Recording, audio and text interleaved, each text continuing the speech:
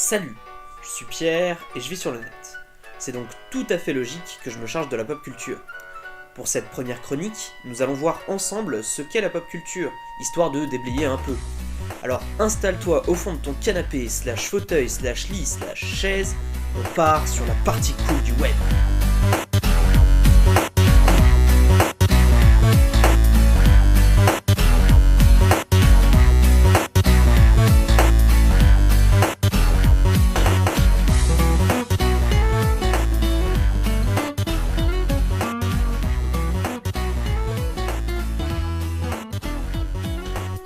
Pour commencer, vérifions ce qu'en dit la source de savoir la plus presque sûre du web, Wikipédia.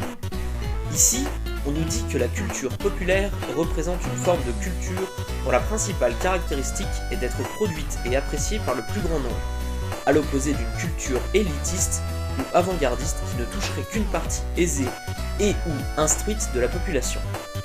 Elle ne doit pas être confondue avec la culture de masse ou la culture médiatique.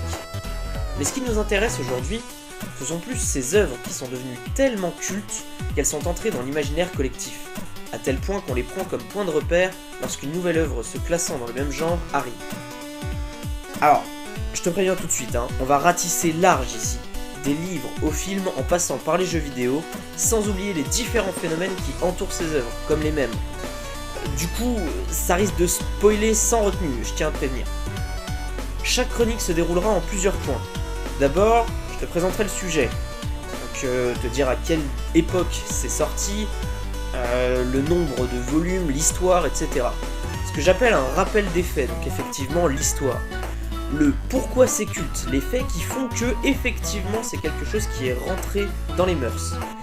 Et ce qu'il y a autour, comme les mèmes ou les différentes théories de fans. Avec ça, je pense qu'on en a fini sur cette introduction. Je te dis à très vite sur Come As You Are.